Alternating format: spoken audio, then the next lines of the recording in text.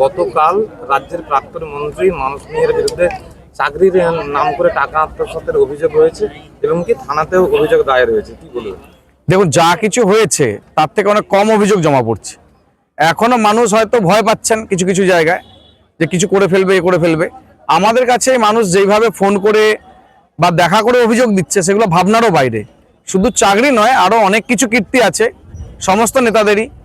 খাল, এই যে খাল কাটানো হচ্ছে, খাল সংস্কার, ওখানে কালভার্টগুলো করা হচ্ছে, সমস্ত কালভার্ট, দুটো তিনটে কালভার্টের পারমিশন আছে, কিন্তু প্রায় 100টার উপরে কালঘাট, 100 না আরও বেশি হবে কালভার্ট আছে।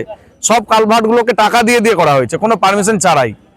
যত জায়গায় যা কিছু দুর্নীতি, সবংয়ের দুর্নীতি তো আমি বলবো অবশ্যই মন্ত্রীর নজরের বাইরে একটাও কোনো কিছু হয়নি। এবং গোটা পশ্চিমবঙ্গ জুড়ে উনার দপ্তরের যত কিছু দুর্নীতি উনার আঙুল হেলনার বাদ দিয়ে হয়েছে বলে আমাদের কোনো মনে হয়নি। এত এত লক্ষ লক্ষ কোটি টাকার দুর্নীতি আপনারা সব আস্তে আস্তে দেখতে পাবেন, বুঝতে পারবেন। এবং মানুষ এদের এই দুর্নীতির ফলে, এদের ভুল কাজের ফলে আমাদেরকে বেছে নিয়েছে, আমাদেরকে সরকার তৈরি করার জন্য সহযোগিতা করেছে।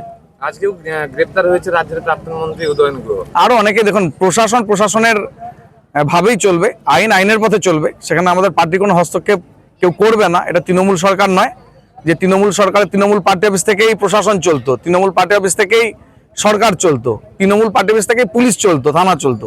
সেটা আমাদের বিজেপি পার্টিতে হচ্ছে না। আইনের পথে চলবে। আমরা শুধুমাত্র পার্টির কর্মী, আমরা পার্টির কীভাবে ভালো হবে সেদিকে দেখছি, মানুষের কীভাবে ভালো হবে, মানুষের কীভাবে ভালো করা যায় সেদিকটাই দেখছি।